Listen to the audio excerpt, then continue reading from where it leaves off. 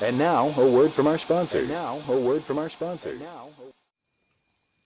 Hey guys, now we're going to talk about about the conservative leadership, and specifically first, how a leadership contest can even occur. So, a leadership contest can occur when it's initiated by the party leader themselves, such as David Cameron last year, or a vote of no confidence, which hasn't happened since 1979, which was the Labour government of James Callaghan. All candidates have to be nominated by at least 2 MPs, and what happens is there's a series of rounds which they're voted on by the MPs, and the one with the lowest votes is always eliminated until there's 2 candidates. When there's 2 candidates and you have the final round, all members of the Conservative Party can vote. Very easy, right?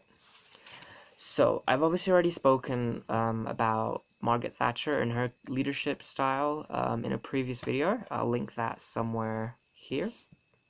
So now we can talk about more recent leaderships like David Cameron, for instance. So we already mentioned a bit about what David Cameron or the Cameronian conservatism actually is like.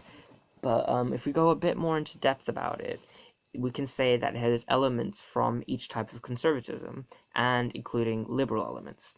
So from the traditional conservatism, it attains the pragmatism, it respects traditional institutions, and it says that the wealthy have a responsibility over the less well-off in society.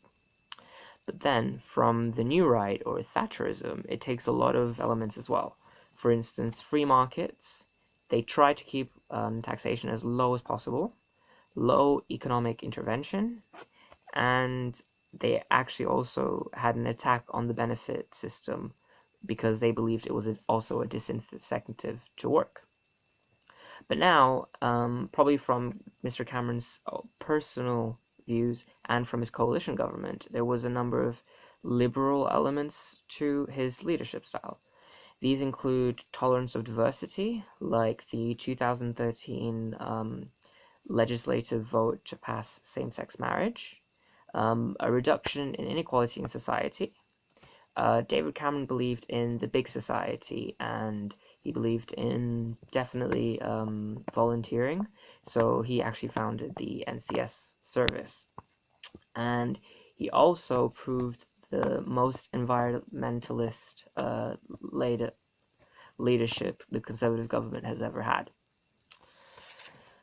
So, now we're going to talk about more of a recent leader, Theresa May. Although we clearly can't know a lot about her yet, we can definitely note a few things. I think the first and foremost important thing is that she 100% backs Brexit now, which is a bit of a contradiction because she actually campaigned to remain in the EU. Either way, she supported a reintroduction of grammar schools. She has pledged a £3 billion housing plan to aid the housing crisis, and she has vowed to cut immigration to below 100,000 net per year. We don't know much more about her, but I'm sure we will in the future. And now, a word from our sponsors.